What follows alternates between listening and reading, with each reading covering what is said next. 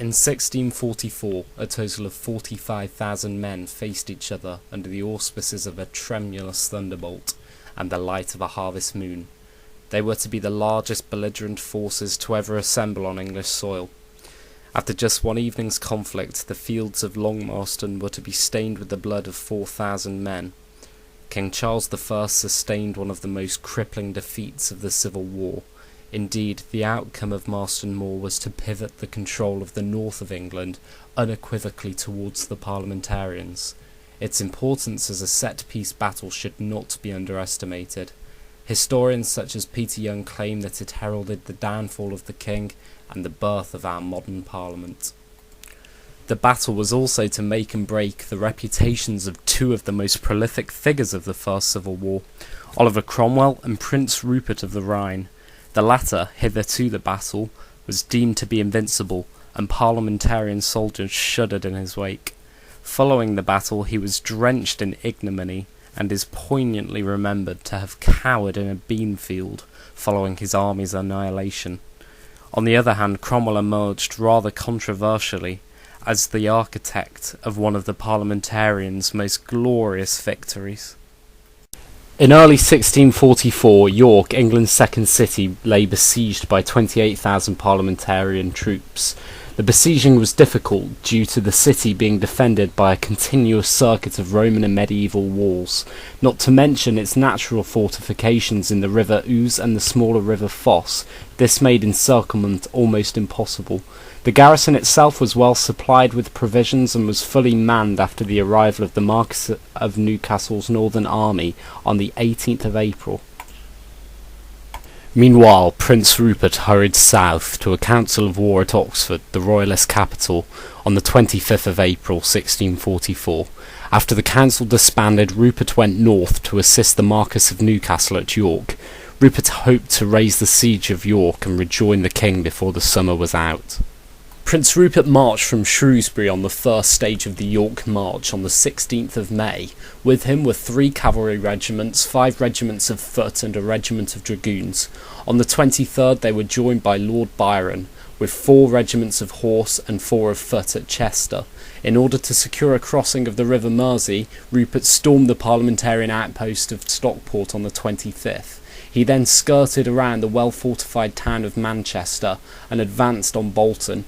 Shortly after, Lieutenant General George Goring and Sir Charles Lucas joined Rupert's march at Bury with 5,000 of the Marquis of Newcastle's cavalry. Rupert then swiftly marched to Wigan, a town with royalist allegiances, and from there launched an assault on Liverpool. By this point, most of Lancashire was under royalist control. On the 19th of June, Rupert received an ambiguous dispatch from King Charles I, ordering him not only to lift the siege of York but also to defeat the Scotch Covenanters and parliamentarians in the area.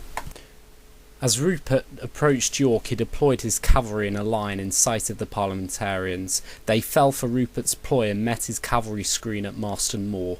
He then force-marched the bulk of his army in an arc behind the parliamentarians, and then moved to retrieve York. Rupert, being a vanguard of confidence and impetuousness, decided to take the fight to the parliamentarians at Marston Moor. Rupert's plan was to launch a surprise dawn attack on the parliamentarian rear. He immediately sent orders to troops defending York to join him on Marston Moor. However, the troops were beleaguered from the lifting of the siege, and the Marquis of Newcastle was reluctant. The element of surprise was so lost. His men didn't start to arrive until 5 p.m.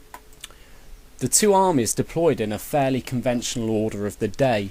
The royalist centre consisted of 10,000 foot soldiers and dense formations of pikemen. They were flanked by horse on each side, Byron in command on the right wing and Goring on the left. Prince Rupert commanded the reserve at the rear. Both wings were of similar size, approximately 7,000 horse each. However, the parliamentarian infantry outnumbered the king's forces by almost 2 to 1, 21,000 men to 11,000. Despite the two armies facing each other, Rupert decided not to engage. He dismounted and enjoyed a smoke of his pipe and some supper. The Roundhead zealously seized the opportunity, and Cromwell and a sea of infantry to his right took up the middle ground. Fairfax joined them on the far right, and Cromwell was the first to charge. He caught Byron completely by surprise. During the calamitous engagement, Cromwell was wounded in the neck and left the battlefield. However, the Royalist cavalry had begun to rout. Rupert's attempts to regain the initiative were ruined by Scotch Covenanters who launched a decisive cavalry charge. Rupert had his man flung from under him and was forced to hide to evade capture. Despite this overwhelming victory on the left, Roundheads were losing ground to Cavaliers in the middle and on the right, where a ditch was impeding movement. Fairfax, in a feat of bravery, charged through the Royalist ranks to inform Cromwell of the Roundheads' unfavourable position. Cromwell seized the initiative, wheeled round and smashed into the back of the Royalist infantry. Only Newcastle's Whitecoat Regiment, the Lambs, continued to fight, and even they, after hours of brutal fighting, were finally cut down by the Ironside onslaught. In some respects, Marston Moor was decisive, yet the Civil War was to drag on for another 4.5 years.